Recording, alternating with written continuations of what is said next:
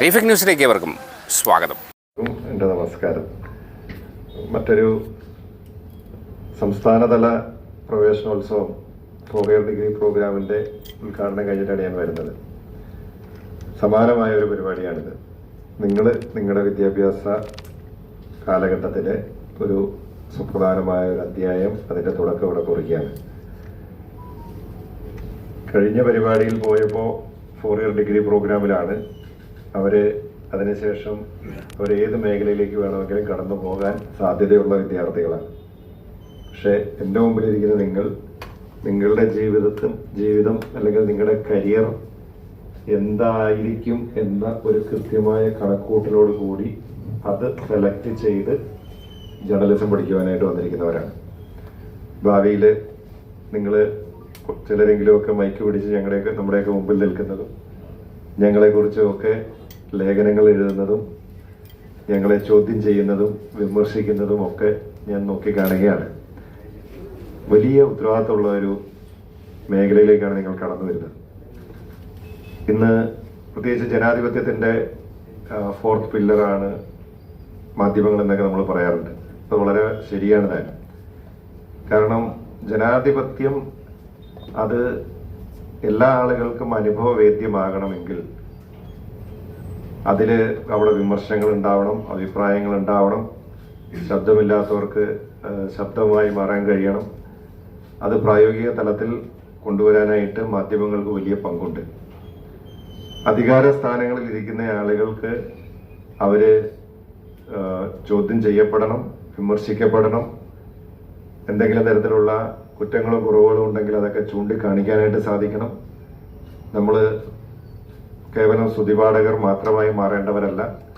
അപ്പോൾ അങ്ങനെ ജനാധിപത്യത്തെ ശക്തിപ്പെടുത്തുന്ന വലിയ ഒരു കണ്ണിയായി പ്രവർത്തിക്കുവാനായിട്ട് അവസരം ലഭിച്ച് അല്ലെങ്കിൽ ആ ഒരു മേഖലയിലേക്ക് കടന്നു വരാനായിട്ട് സ്വയം തിരഞ്ഞെടുത്ത് വന്നവരാണ് നിങ്ങൾ ഓരോരുത്തരും. അപ്പോൾ ആ സാധ്യതകളൊക്കെ മനസ്സിലാക്കിക്കൊണ്ട് വേണം നിങ്ങൾ ഇവിടുത്തെ ഒരു വർഷത്തെ നിങ്ങളുടെ വിദ്യാഭ്യാസ കാലഘട്ടം മുന്നോട്ട് കൊണ്ടുപോകാൻ എന്ന് ഞാൻ ഓർമ്മിപ്പിക്കുകയാണ്. ഇന്നത്തെ മാധ്യമപ്രവർത്തനം വലിയ മത്സരം നിറഞ്ഞൊരു കാലഘട്ടമാണ്. പണ്ട് നമുക്ക് ഏതാനും പത്രങ്ങൾ മാത്രം ഉണ്ടായിരുന്ന കാലഘട്ടത്തിൽ അത്ര വലിയൊരു കോമ്പറ്റീഷൻ ഉണ്ടായിരുന്നു എന്ന് പറയാൻ കഴിയില്ല. ഇന്ന് ഒരർത്ഥത്തിൽ പറഞ്ഞാൽ നമ്മുടെ പ്രിന്റ് മീഡിയ ഒരു വശത്ത് നിൽക്കുന്നു, ഡിജിറ്റൽ വിഷ്വൽ മീഡിയ വലിയ തോതിൽ വളർന്നു വരുന്നു. ഓരോ ദിവസം കഴിയുന്നതോറും പുതിയ പുതിയ ചാനലുകൾ കടന്നു വരുന്നു. ഡിജിറ്റൽ മീഡിയയുടെ പ്രസൻസ് വളരെ അധികമായിട്ടുണ്ട്. അതിലെല്ലാം ഉപരിയായി ഇന്ന് നമ്മളെല്ലാം സോഷ്യൽ മീഡിയയിൽ നമ്മളെല്ലാവരും ഒരർത്ഥത്തിൽ അല്ലെങ്കിൽ മറ്റൊരർത്ഥത്തിൽ മാധ്യമപ്രവർത്തകരാണ്. നമ്മളെല്ലാ ദിവസവും ഓരോ സെക്കൻഡിലും ഒരു തരത്തിൽ അല്ലെങ്കിൽ മറ്റൊരു തരത്തിൽ നമ്മൾ റിപ്പോർട്ടിംഗ് നടത്തിക്കൊണ്ടിരിക്കുകയാണ്. നമ്മൾ ഇൻഫർമേഷൻ പാസ് ഓൺ ചെയ്തുകൊണ്ടിരിക്കുകയാണ്. അപ്പോൾ അങ്ങനെ ഒരു കാലഘട്ടത്തിലാണ് നിങ്ങൾ മാധ്യമപ്രവർത്തകരായിട്ട് കടന്നു വരുന്നത്. പക്ഷെ നിങ്ങൾക്ക് വലിയ പങ്ക് വഹിക്കാനായിട്ടുണ്ട്. ഇന്നത്തെ ഒരു പ്രത്യേകത എന്ന് പറയുന്നത്, നമ്മളൊരു വ്യക്തി എന്ത് ചിന്തിക്കണം, എന്ത് കാണണം, എന്ത് വായിക്കണമെന്ന് നമ്മൾ പോലും അറിയാതെ ഈ ഡിജിറ്റൽ മീഡിയ ഭീമന്മാര് അവരുടെ അൽഗോരിതംസ് ഇത് കൺട്രോൾ ചെയ്യുന്ന ഒരു കാലഘട്ടത്തിലാണ് നമ്മൾ ചെയ്യുന്നത്. അവരുടെ അൽഗോരിതംസ് ആണ് തീരുമാനിക്കുന്നത് നമ്മൾ എന്താ കാണേണ്ടത്, നമ്മൾ എന്താണ് വായിക്കേണ്ടത്, നമ്മൾ എന്താണ് ചിന്തിക്കേണ്ടത് എന്നത്. അങ്ങനെ അൽഗോരിതങ്ങളുടെ തടവറയിലാണ് നമ്മൾ പലരും.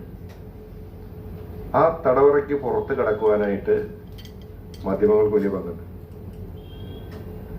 കാരണം ഞാൻ നേരത്തെ പറഞ്ഞു, വാട്സപ്പിലും സമൂഹ മാധ്യമങ്ങളിലും കാണുന്ന വിവരങ്ങൾ അത് പലതും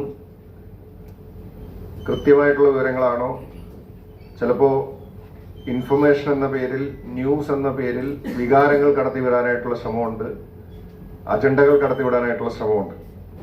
ഇന്നത്തെ കാലഘട്ടത്തിന്റെ പ്രത്യേകത, ഒരു വാർത്ത വരുമ്പോൾ ആ വാർത്തയ്ക്ക് പിന്നിലുള്ള അജണ്ടയും അതിന്റെ പിന്നിലുള്ള രാഷ്ട്രീയവുമുണ്ട്. പല വാർത്തകളുടെയും പിന്നിൽ ആ അജണ്ടയും രാഷ്ട്രീയവും ഒക്കെ തിരിച്ചറിയാൻ പലർക്കും സാധിക്കാതെ പോകുന്നുണ്ട്. അപ്പൊ അത്തരത്തിൽ ഇതെല്ലാം ഈ സാധ്യതകളൊക്കെ അല്ലെങ്കിൽ ഈ പ്രശ്നങ്ങളും ഈ യാഥാർത്ഥ്യങ്ങളും മനസ്സിലാക്കി മുന്നോട്ട് പോകാനായിട്ട് സാധിക്കണം. ഞാൻ നേരത്തെ പറഞ്ഞതുപോലെ ഇങ്ങനെ ഈ അൽഗോരിതങ്ങൾ ഇതിനെല്ലാം കൺട്രോൾ ചെയ്യുന്ന ഒരു സമയത്ത് ശരിയായ വാർത്തകൾ, കൃത്യമായ റിപ്പോർട്ടിംഗ് നടത്തുവാനായിട്ട് നമുക്ക് ശരിയായ മാധ്യമ പ്രവർത്തകർ നമുക്ക് ആവശ്യമാണ്. അല്ലെങ്കിൽ നമുക്ക് എന്ത് ഇൻഫർമേഷനും ആർക്ക് വേണമെങ്കിലും പടച്ചുവിടാം. അത് യാഥാർത്ഥ്യമാണ്, അതാണ് ശരിയെന്ന് വിശ്വസിക്കുന്ന വലിയൊരു സമൂഹം വളർന്നു വരും. അപ്പോൾ അവിടെ ശരിയായ മാധ്യമപ്രവർത്തനം നടത്താൻ, സത്യസന്ധമായ മാധ്യമപ്രവർത്തനം നടത്തുവാനായിട്ട് കഴിവുള്ള മാധ്യമപ്രവർത്തകർ നമുക്ക് ആവശ്യമായിട്ടുണ്ട്. ഇന്ന് അത്തരം ആളുകളുടെ എണ്ണം കുറഞ്ഞു വരുന്നുണ്ടെന്നുള്ളതാണ് ഒരു പ്രശ്നം. അത് വലിയൊരു പ്രതിസന്ധി തന്നെയാണ്. കാരണം ഞാൻ നേരത്തെ പറഞ്ഞു, വലിയ കോമ്പറ്റീഷൻ ഉണ്ട്. എങ്ങനെ TRP കൂട്ടാം എന്ന് ആലോചിച്ച് ഇരിക്കുന്ന മാധ്യമ സ്ഥാപനങ്ങളാണ് പലതും. അപ്പോൾ ആ കാലഘട്ടത്തിൽ ഇപ്പോൾ വിഷ്വൽ മീഡിയയ്ക്കൊക്കെയുള്ള ഒരു പ്രത്യേകത എന്താണെന്ന് വെച്ച് കഴിഞ്ഞാൽ, സോഴ്സസ് എന്ന് പറഞ്ഞുകൊണ്ട് എന്ത് ബ്രേക്കിംഗ് ന്യൂസ് പഠിക്കാം. അതിൽ ഒരു ഉത്തരവാദിത്വം കൊടുക്കേണ്ട കാര്യമില്ല. സോഴ്സസ് എന്ന് പറഞ്ഞാൽ മാത്രം മതി. എന്ന് പറയപ്പെടുന്നു എന്ന് റിപ്പോർട്ട് ചെയ്യപ്പെടും. ഞങ്ങൾക്ക് ലഭിക്കുന്ന വിവരങ്ങൾ അനുസരിച്ച് എവിടുന്ന് കിട്ടിയതെന്ന് തിരിച്ചാലും ചോദിക്കാനില്ല. അപ്പൊ അതുകൊണ്ട് അങ്ങനെ ഒരു കാലഘട്ടത്തിലാണ്. അപ്പൊ അത് നമ്മൾ കൊടുക്കുന്ന വാർത്തകൾക്ക് അതിന് വലിയ ഇമ്പാക്ട് ഉണ്ട്. നമ്മൾ സോഴ്സസ് എന്ന് പറഞ്ഞ് നമ്മൾ എന്തെങ്കിലുമൊക്കെ കൊടുത്ത് ഇത് നാട് മുഴുവൻ ചുറ്റിച്ചൊന്നിച്ച് വരുമ്പോൾ വൈകുന്നേരത്തേക്കൂടെ ചിലപ്പോൾ അത് മാറി, അതായിരിക്കില്ല ചിലപ്പോൾ യാഥാർത്ഥ്യം. അപ്പോൾ പ്രിന്റ് മീഡിയയ്ക്ക് വലിയ പ്രാധാന്യമുണ്ട്, ഡിജിറ്റൽ മീഡിയയ്ക്ക് പ്രാധാന്യമുണ്ട്, വിഷ്വൽ മീഡിയയ്ക്ക് പ്രാധാന്യമുണ്ട്, സോഷ്യൽ മീഡിയയുടെ നമ്മുടെ വലിയ തോതിലുള്ള ഇൻഫ്ലുവൻസ് ഉണ്ട്. അപ്പൊ ഇതെല്ലാം മനസ്സിലാക്കിക്കൊണ്ട് നമുക്ക് യഥാർത്ഥ സത്യസന്ധമായ മാധ്യമപ്രവർത്തനം നടത്തുവാനായിട്ട് നമുക്ക് നല്ല മീഡിയ പ്രവർത്തകരെ നമുക്ക് ആവശ്യമായിട്ടുണ്ട്. അപ്പൊ അത്തരത്തില് നല്ല മീഡിയ പ്രവർത്തകരായി മാറാൻ നിങ്ങൾക്ക് കഴിയട്ടെ എന്നുള്ളതാണ് എനിക്ക് ഈ അവസരത്തിൽ ആശംസിക്കാനായിട്ടുള്ളത്. പിന്നെ ഞാൻ നേരത്തെ പറഞ്ഞു, നമുക്ക് ഇന്ന് നെഗറ്റീവ് വാർത്തകളുടെ ഒരു കാലഘട്ടമാണ്. കാരണം നെഗറ്റീവ്സ് ആണ് നന്നായിട്ട് സെല്ല് ചെയ്യപ്പെടുന്നത്. അപ്പോൾ നമുക്ക് നെഗറ്റീവ് വാർത്തകളോടൊപ്പം നമുക്ക് പോസിറ്റീവായിട്ടുള്ള വാർത്തകളും പോസിറ്റീവായിട്ടുള്ള വിവരങ്ങളും പുറത്തു കൊണ്ടുവരാം. ചില ദിവസങ്ങളൊക്കെ TV കണ്ടു കഴിഞ്ഞാൽ നമ്മൾ പറയാറുണ്ട്, കുറച്ചു നേരം വാർത്ത കണ്ടുകൊണ്ടിരുന്നാൽ നമ്മൾ ഡെസ്പായി പോകും. കാരണം നെഗറ്റീവ് മാത്രമേ ഉണ്ടാവുള്ളൂ. ചില സീരിയൽ കാണുന്ന പോലെ ഇരിക്കും. അപ്പോൾ അതിനപ്പുറത്ത് നമുക്ക് പോസിറ്റീവ് എനർജി ക്രിയേറ്റ് ചെയ്യാൻ, പോസിറ്റീവ് തിങ്കിങ് ആളുകളിൽ ക്രിയേറ്റ് ചെയ്യാനൊക്കെ നമുക്ക് മാധ്യമപ്രവർത്തകർക്ക് സാധിക്കണം എന്നുള്ളതാണ് എനിക്ക്. അതോടൊപ്പം നമുക്ക് ജനാധിപത്യ സംവിധാനത്തിൽ നമുക്ക് ശബ്ദമില്ലാത്തവരുടെ ശബ്ദമായി മാറാനും നമുക്ക് സാധിക്കണം. കാരണം പ്രയാസം അനുഭവിക്കുന്ന ആളുകൾ, പാർശ്വവൽക്കരിക്കപ്പെടുന്ന ആളുകൾ, കഷ്ടതകൾ അനുഭവിക്കുന്ന ആളുകൾ, അവരുടെ പ്രശ്നങ്ങൾ, അതിന് ചിലപ്പോൾ വലിയ TRPയും അല്ലെങ്കിൽ മാർക്കറ്റിംഗ് സാധ്യതകളൊന്നും ചിലപ്പോൾ ഉണ്ടായെന്ന് വരില്ല. പക്ഷെ അത്തരം വിഷയങ്ങൾ ഉയർത്തിക്കൊണ്ടുവരാനായിട്ട്, അത് അധികാരവർഗത്തിൻ്റെയൊക്കെ ശ്രദ്ധയിൽ കൊണ്ടുവരാനായിട്ടും മാധ്യമപ്രവർത്തകർക്ക് വലിയ ഉത്തരവാദിത്തമുണ്ട് എന്ന് ഞാൻ വിശ്വസിക്കുന്നു. ഞാനിത് പറഞ്ഞത് വളരെ ഉത്തരവാദിത്തമുള്ള നമ്മുടെ സമൂഹത്തിൽ, നമ്മുടെ ജനാധിപത്യ സംവിധാനത്തിൽ വളരെ പ്രാധാന്യമുള്ള ഒരു മേഖലയിലേക്കാണ് നിങ്ങൾ കാലെടുത്ത് വയ്ക്കുന്നത് എന്ന ബോധ്യത്തോടു കൂടി നിങ്ങൾക്ക് മുന്നോട്ട് പോകാൻ കഴിയണം എന്ന് മാത്രമാണ്. ഇവിടെ ഈ ഇൻസ്റ്റിറ്റ്യൂട്ടിനെ സംബന്ധിച്ച് വലിയ ചരിത്രവും പാരമ്പര്യവും ഒക്കെ ഉള്ള ഒരു സ്ഥാപനമാണ്. ഇവിടെ പഠിച്ചിറങ്ങിയ വിദ്യാർത്ഥികൾ ഇന്ന് ലോകത്തിന്റെ പല ഭാഗങ്ങളിലും നല്ല മാധ്യമപ്രവർത്തകരായി തല ഉയർത്തി നിൽക്കുന്നു എന്നുള്ളത് നമുക്ക് വലിയ അഭിമാനം നൽകുന്ന ഒരു കാര്യം തന്നെയാണ്. അവരുടെ മാതൃകയിൽ നിങ്ങൾക്കും ഓരോരുത്തർക്കും വളർന്നു വരാനായിട്ട് സാധിക്കട്ടെ എന്ന് ആശംസിക്കുന്നു. ഇൻസ്റ്റിറ്റ്യൂട്ടിന്റെ കോഴ്സുമായി ബന്ധപ്പെട്ടിട്ടുള്ള ചില സാങ്കേതികമായ പ്രശ്നങ്ങളെ സംബന്ധിച്ചൊക്കെ ഇവിടെ സെക്രട്ടറി പറയുകയുണ്ടായി. അത് തീർച്ചയായിട്ടും അത് നമ്മുടെ ശ്രദ്ധയിൽ വന്നിട്ടുണ്ട്. അതിന് ആവശ്യമായിട്ടുള്ള മാറ്റങ്ങൾ, ആവശ്യമായിട്ടുള്ള സംവിധാനങ്ങൾ കൊണ്ടുവരാനായിട്ട് ഡിപ്പാർട്ട്മെന്റിന്റെ ഭാഗത്തു നിന്നുള്ള എല്ലാ പരിശ്രമവും ഉണ്ടാകും എന്ന് സൂചിപ്പിക്കുകയാണ്. ഇവിടെ നമുക്ക് മാറുന്ന കാലഘട്ടത്തിനനുസരിച്ച്, ആവശ്യങ്ങൾക്കനുസരിച്ച് സാധ്യതകൾ, യാഥാർത്ഥ്യങ്ങളൊക്കെ മനസ്സിലാക്കിക്കൊണ്ട്, സാഹചര്യങ്ങൾ മനസ്സിലാക്കിക്കൊണ്ട് നല്ല മാധ്യമപ്രവർത്തകരായി മാറാൻ നിങ്ങൾക്ക് എല്ലാവർക്കും സാധിക്കട്ടെ എന്ന് ഒരിക്കൽ കൂടി ആശംസിക്കുന്നു. ഈ പ്രോഗ്രാം ഏറ്റവും ഭംഗിയായി ഇവിടെ കണ്ടക്ട് ചെയ്ത് മുന്നോട്ട് പോകുന്ന പ്രസ് ക്ലബിനെയും ഇൻസ്റ്റിറ്റ്യൂട്ടിന്റെ മുഴുവൻ സാരഥികളെയും ഒക്കെ പ്രത്യേകമായിട്ട് അഭിനന്ദിക്കുന്നു. നിങ്ങൾക്ക് ഓരോരുത്തർക്കും നല്ല മാധ്യമപ്രവർത്തകരായി മാറാൻ നാളുകളിൽ കഴിയട്ടെ എന്ന് ആശംസിച്ചുകൊണ്ട് ഈ പരിപാടിയുടെ ഔപചാരികമായ ഉദ്ഘാടനം നിർവഹിച്ച് അറിയിക്കുന്നു. നിങ്ങൾക്ക് നമസ്കാരം.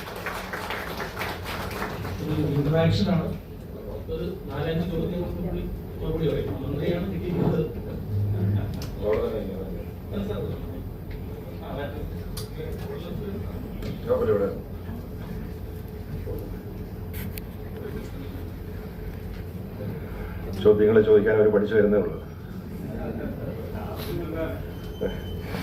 ക്ലാസ്സിലെ പ്ലീസ്. നമസ്കാരം സാർ. നമസ്കാരം. പേര് പറയൂ. എന്റെ പേര് ഉമാനന്ദന. ഉമാനന്ദന. യെസ്, ഉമ പറയൂ. സാർ, 2 ക്വസ്റ്റ്യൻ ഉണ്ട്. ആയിക്കോട്ടെ. ആദ്യം തന്നെ സാറിന് അഭിനന്ദിക്കുകയാണ്. ആ പരിസ്ഥിതി സ്ഥലത്തിലെ പ്രശ്നം 60 വർഷമായിട്ട് നീണ്ടുനിന്ന പ്രശ്നം പരിഹരിച്ചതിന് മനോഹരമായി തന്നെ അത് പരിഹരിച്ചു. അപ്പൊ അതിനുള്ള നന്ദി അറിയിക്കുകയാണ്. അപ്പൊ അതിന് സാറ് നേരിട്ട വെല്ലുവിളികൾ എന്തൊക്കെയാണ്? നമ്മള് ഒരു ജനാധിപത്യ സംവിധാനത്തില് നമുക്ക് ഡയലോഗ് വളരെ പ്രധാനപ്പെട്ടതാണ്. പല പ്രശ്നങ്ങളും ഞാൻ ആദ്യമായിട്ടല്ല ഒരു ജനപ്രതിനിധിയാവുന്നത്. ഞാൻ 10 വർഷമായിട്ട് MLA ആയിട്ട് ഇത് 11ാമത്തെ വർഷമാണ്. എൻ്റെ ഒരു എക്സ്പീരിയൻസ് ആണത്. നമ്മൾ പരിഹരിക്കാൻ സാധിക്കാത്ത പല വിഷയം അല്ലെങ്കിൽ തർക്കങ്ങളിൽ പ്രശ്നങ്ങളിൽ വളരെ കോംപ്ലിക്കേറ്റഡ് ആയിട്ടുള്ള വിഷയങ്ങളൊക്കെ നമ്മൾ വിളിച്ചിരുത്തി നമ്മളൊരു മേശയ്ക്ക് അപ്പുറവും ഇപ്പുറവും ഇരുന്ന് ചർച്ച ചെയ്താൽ തീർക്കാൻ സാധിക്കാത്തതായിട്ടുള്ള പ്രശ്നങ്ങളില്ല എന്ന് വിശ്വസിക്കുന്ന ഒരാളാണ് ഞാൻ. പ്രൊവൈഡഡ് തീർക്കാനായിട്ടുള്ള ഒരു മനസ്സ് ഇത് ചർച്ചയ്ക്ക് വരുന്ന ആളുകൾക്കും ചർച്ചയ്ക്ക് ഇരിക്കുന്ന ആളുകൾക്കും ഉണ്ടാവണം. ആ നിലയ്ക്ക് ഞാൻ ഈ വിഷയം ഒരു കോംപ്ലിക്കേറ്റഡ് ആയിട്ടുള്ള ഒരു വിഷയം തന്നെയായിരുന്നു പെരിയത്തുകാവിലെ 10-60 വർഷമായിട്ടുള്ള ഒരു പ്രശ്നമാണ്. നമുക്ക് എല്ലാവർക്കും അറിയാം. 3 തലമുറയായിട്ട് നടക്കുന്ന ഒരു കേസാണ്.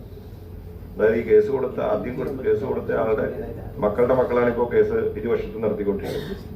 അപ്പോൾ അങ്ങനെ ഒരു വിഷയം എനിക്ക് അതിനെക്കുറിച്ച് ഒരു ഐഡിയയും ഈ വിഷയം അങ്ങോട്ട് പോകുമ്പോൾ ഉണ്ടായിരുന്നില്ല.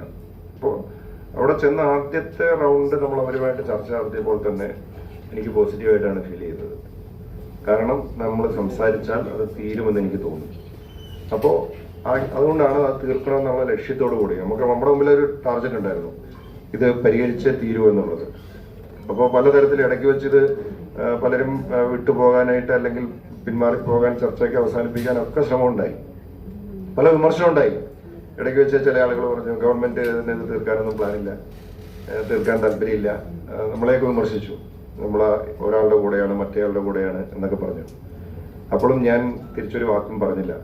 ഞാൻ പറഞ്ഞത് നമ്മൾ തീർക്കും തന്നെയാണ്. അപ്പോൾ നമ്മൾ ജനാധിപത്യ സംവിധാനത്തിൽ നമുക്ക് ഈ നിയമങ്ങളിലും ടെക്നിക്കാലിറ്റീസും പറഞ്ഞ് നമുക്ക് വേണമെങ്കിൽ വിഷയങ്ങളെ സമീപിക്കാം. അതിനപ്പുറത്ത് നമ്മൾ ജനങ്ങളുടെ പ്രശ്നങ്ങൾ മനസ്സിലാക്കിക്കൊണ്ട് പ്രയാസം അനുഭവിക്കുന്ന ആളുകളെ സഹായിക്കണമെന്നൊരു മനസ്സോടുകൂടി നമ്മൾ പ്രവർത്തിക്കാൻ സാധിച്ചാൽ നമുക്ക് ഇതുപോലുള്ള വിഷയങ്ങൾ തീർക്കാൻ കഴിയും എന്നുള്ളതാണ് എൻ്റെ ഒരു എക്സ്പീരിയൻസ്. കാരണം നമുക്ക് അതാണ് ഇപ്പോൾ ജനാധിപത്യ സംവിധാനത്തിൽ ജനപ്രതിനിധികളുടെ ഉത്തരവാദിത്വം അതുമാണ്.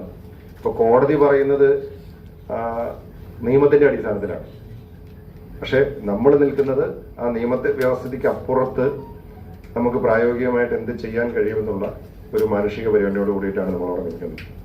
അപ്പോൾ അതായിരുന്നു അവിടെ ഉണ്ടായ ഒരു എക്സ്പീരിയൻസ്. Yes, thank you. പല കുട്ടികളും വിദേശ രാജ്യങ്ങളെയാണ് ആശ്രയിക്കുന്നത്. അപ്പോൾ സാറിന് എനിക്ക് വിശ്വാസമുണ്ട്, സാർ ഇവിടെ തന്നെ കേരളത്തിന് തന്നെ ഉന്നത വിദ്യാഭ്യാസത്തിന് ഏറ്റവും നല്ലൊരു സംസ്ഥാനമായിട്ട് കൊണ്ടുവരുമെന്ന് എനിക്ക് വിശ്വാസമുണ്ട്. അപ്പോൾ അതിന് വേണ്ടി എന്തൊക്കെ പദ്ധതികൾ നടത്തുകയാണ്? ഇപ്പം വളരെ പ്രധാനപ്പെട്ട ഒരു കാര്യം തന്നെയാണ് ഉമ്മയിരുന്നത്. നമുക്ക് ഒത്തിരി സാധ്യതകൾ നമുക്ക് ഹയർ എഡ്യൂക്കേഷൻ മേഖലയിലുണ്ട്, കേരളത്തെ സംബന്ധിച്ച് പ്രത്യേകിച്ച്. അപ്പോൾ പക്ഷെ നമുക്ക് ആ സാധ്യതകൾ ഫലപ്രദമായിട്ട് പ്രയോജനപ്പെടുത്താൻ കഴിഞ്ഞിട്ടില്ല എന്നുള്ളൊരു യാഥാർത്ഥ്യമാണ്. ഞാൻ ഇതേ ചോദ്യത്തിന് വേറൊരു സ്ഥലത്ത് ഉത്തരം പറഞ്ഞിട്ടാണ് ഞാൻ വരുന്നത് ഡീറ്റെയിൽഡ് ആയിട്ട്. അപ്പോൾ ചുരുക്കി പറയാനുള്ളത്, തീർച്ചയായിട്ടും കേരളത്തെ സംബന്ധിച്ച് നമുക്കുള്ള എല്ലാ സാധ്യതകളും പ്രയോജനപ്പെടുത്തിക്കൊണ്ട് കേരളത്തെ ഒരു ഉന്നത വിദ്യാഭ്യാസ ഡെസ്റ്റിനേഷനാക്കി മാറ്റാൻ വേണ്ടിയിട്ടുള്ള ഒരു ശ്രമം ഗവൺമെന്റിന്റെ ഭാഗത്തുനിന്നുണ്ട്. അതിന് സാധ്യമാകുന്ന തരത്തിലുള്ള പ്രഖ്യാപനങ്ങളാണ് ഈ ബഡ്ജറ്റിൽ വന്നത്. നമുക്ക് കേരള നോളജ് വാലി ആയാലും കേരള ജോബ് വാച്ച് ടവർ ആയാലും അതുപോലെ തന്നെ ഫ്യൂച്ചർ റെഡിനെസ് തിങ്ക് ടാങ്ക് പോലുള്ള ആശയങ്ങളൊക്കെ നമ്മൾ മാറുന്ന കാലഘട്ടത്തിനനുസൃതമായി വിദ്യാഭ്യാസ രംഗത്തെയും നമ്മുടെ തൊഴിൽ മേഖലയും ഒക്കെ എങ്ങനെ മാറ്റിയെടുക്കാമെന്നുള്ള ഒരു ചിന്തയുടെ ഭാഗമായിട്ടാണ്. അപ്പോൾ അതിനനുസരിച്ചിട്ടുള്ള മാറ്റങ്ങളൊക്കെ ഉണ്ടാവും. ഇത് നമുക്കൊരു ദിവസം കൊണ്ടോ 2 ദിവസം കൊണ്ടോ ഒന്നും ചെയ്യാൻ പറ്റുന്ന കാര്യങ്ങളല്ല. നമുക്ക് കുറച്ച് സമയം വേണ്ടി വരും, പക്ഷേ we are committed to do that.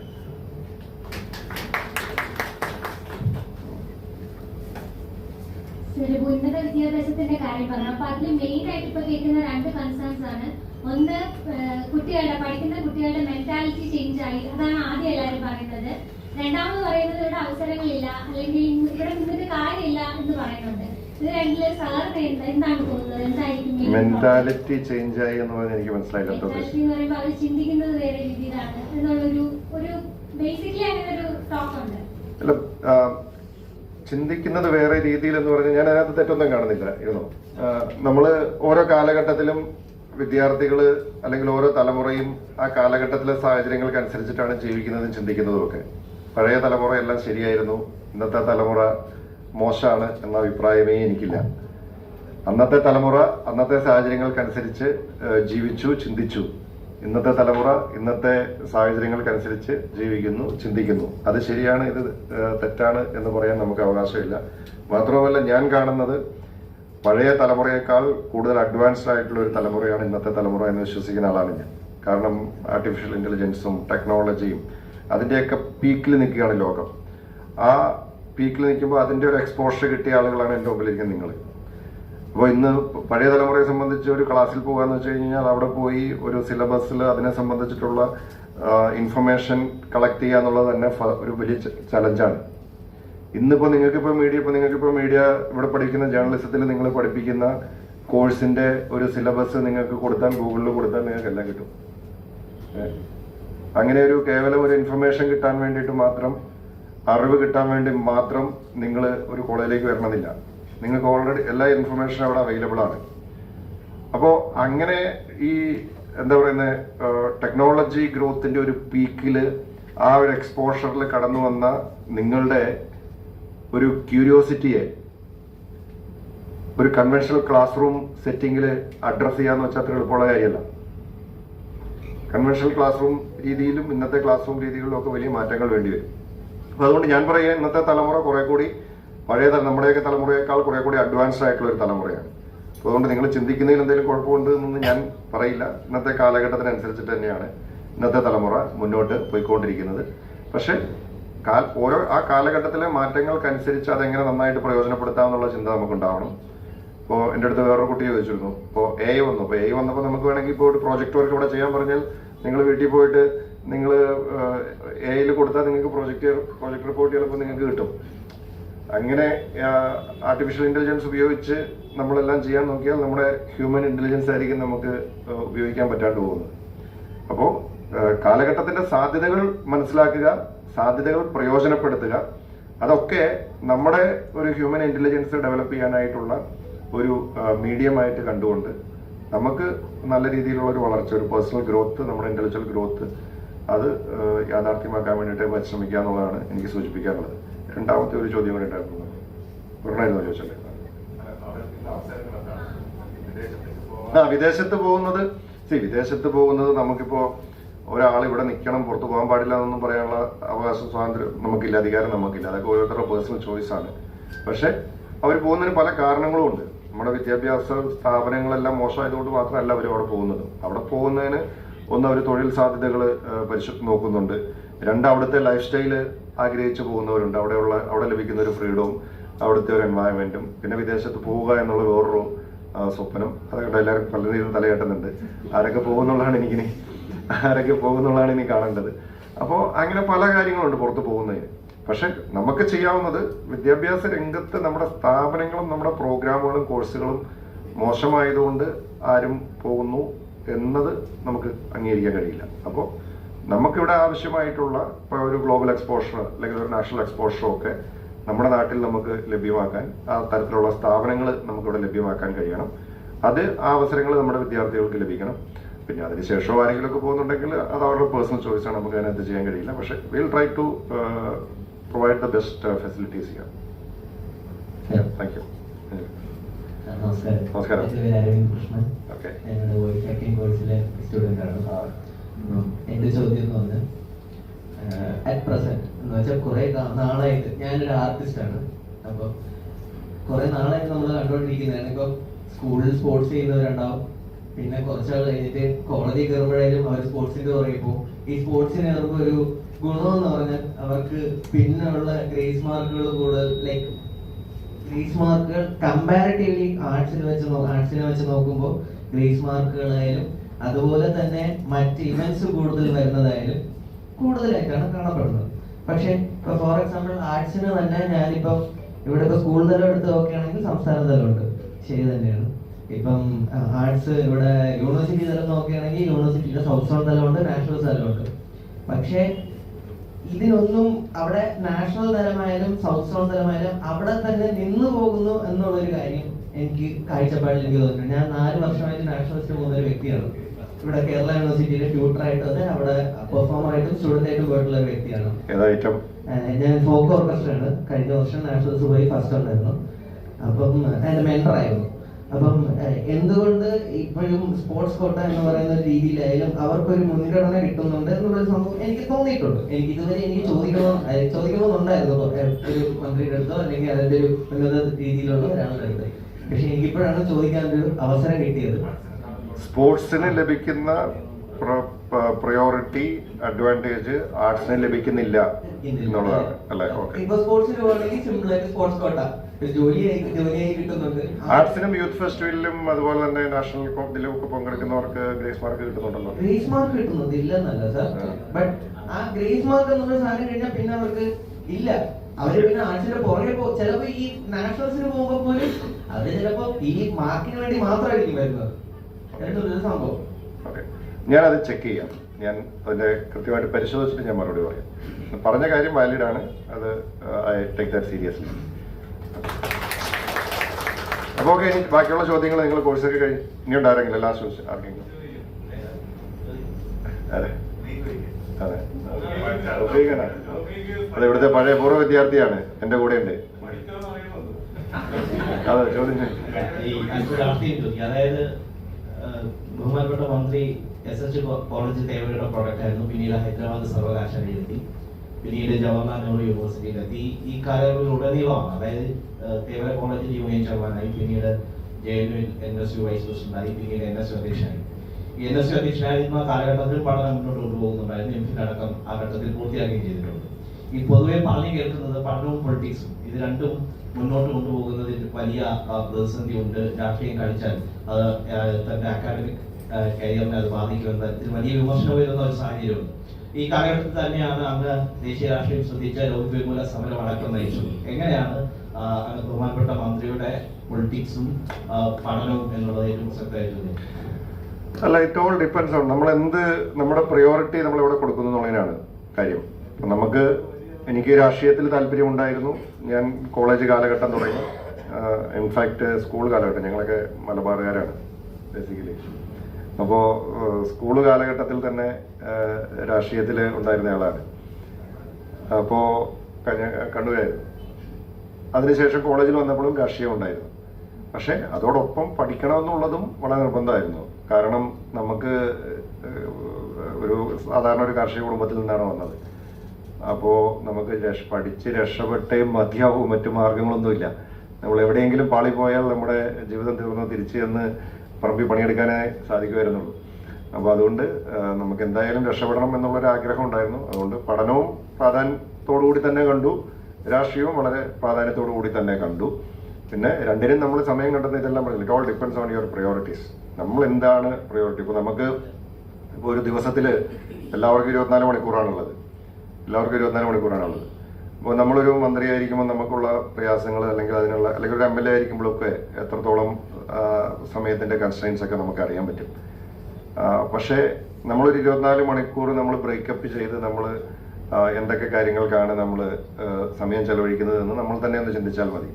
ഒന്നും വേണ്ട, നമ്മൾ നമ്മുടെ ഫോൺ എടുത്ത് നമ്മുടെ സ്ക്രീൻ ടൈം ഒന്ന് ചെക്ക് ചെയ്താൽ മതി. നമ്മൾ ആ സ്ക്രീൻ ടൈമിൽ തന്നെ നമുക്ക് നമ്മൾ ഫേസ്ബുക്ക് എത്ര സമയം, ഇൻസ്റ്റാഗ്രാം എത്ര സമയം, ഓരോ ആപ്പിനും നമ്മൾ ചെയ്ത സമയമൊക്കെ നമുക്ക് അതിനകത്ത് കിട്ടും. ഒരു വീക്കിലി ആവറേജും ഒക്കെ നമുക്ക് കിട്ടും. ഇതൊക്കെ അവൈലബിൾ ആണ്. അപ്പോൾ അത് നമ്മുടെ പ്രയോറിറ്റിയാണ് നമ്മൾ കാണിക്കുന്നത്, നമ്മൾ സ്പെൻഡ് ചെയ്യുന്ന സമയം എവിടെയാണെന്നുള്ളത്. അപ്പം ഞാൻ അത്ഭുതപ്പെടും. അപ്പം ഞാൻ നമ്മുടെ മുഖ്യമന്ത്രിയോട് ചോദിക്കാറുണ്ട്. അദ്ദേഹം MLA ആയിരിക്കുമ്പോഴും പ്രതിപക്ഷ നേതാവായിരിക്കുമ്പോഴും ഈവൻ മുഖ്യമന്ത്രി ആയിരിക്കുമ്പോഴും അദ്ദേഹം വായനയ്ക്ക് കൊടുക്കുന്ന ഒരു സമയമുണ്ട്. നമ്മളൊക്കെ വിചാരിക്കും നമുക്കിങ്ങനെ ഈ തിരക്കിനിടയിൽ നമുക്ക് വായിക്കാനായിട്ട് നമുക്ക് സമയം കിട്ടാറില്ല എന്ന്. പക്ഷെ അദ്ദേഹം അതിന് സമയം കണ്ടെത്തുന്നുണ്ട്. നമ്മൾ ഫ്ലൈറ്റിൽ യാത്ര ചെയ്യുമ്പോൾ ഒരുമിച്ച് ഞങ്ങൾ യാത്ര ചെയ്യുമ്പോൾ ഞാൻ കാണുന്നത് അദ്ദേഹം കയറി, കാരണം ഫ്ലൈറ്റിൽ കയറി കഴിഞ്ഞാൽ പിന്നെ വേറൊന്നും ചെയ്യില്ല, അപ്പം തന്നെ പുസ്തകം എടുക്കുകയാണ്, കയ്യിലെടുക്കുകയാണ്. അപ്പോൾ എന്ന് പറഞ്ഞതുപോലെ അത് അദ്ദേഹത്തിന് അത് പ്രയോറിറ്റി കൊടുക്കുന്നതുകൊണ്ടാണ്, വായനയ്ക്ക് അത്രയധികം പ്രയോറിറ്റി അദ്ദേഹം കൊടുക്കുന്നതുകൊണ്ടാണ് അതിനിടയിൽ എത്ര തിരക്കുകളുണ്ടെങ്കിലും അതിനിടയിൽ അതിന് സമയം കണ്ടെത്തുന്നത്. നമ്മൾ എത്ര തിരക്കുണ്ടെങ്കിലും അതിനിടയിൽ നമ്മൾ ചിലപ്പോൾ നമ്മൾ ഈ പറയുന്ന വാട്സപ്പ് നോക്കാനും ഇൻസ്റ്റാഗ്രാം നോക്കാനും ഫേസ്ബുക്ക് നോക്കാനും ഒക്കെ നമ്മൾ സമയം കണ്ടെത്തും.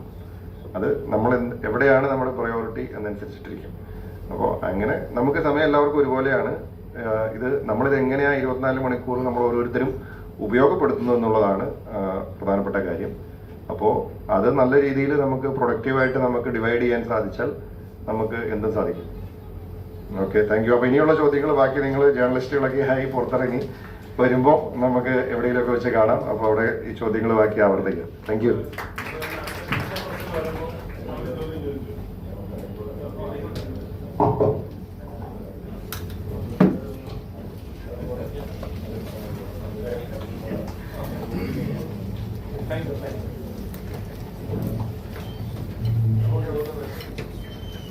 മുഖ്യ പ്രഭാഷണത്തിനായി ഡോക്ടർ ബാബു ഗോപാലകൃഷ്ണൻ സാറെ പുതിയ വിശേഷങ്ങളുമായി വീണ്ടും കണ്ടുമുട്ടാം. അതുവരെ എല്ലാവർക്കും നന്ദി, നമസ്കാരം.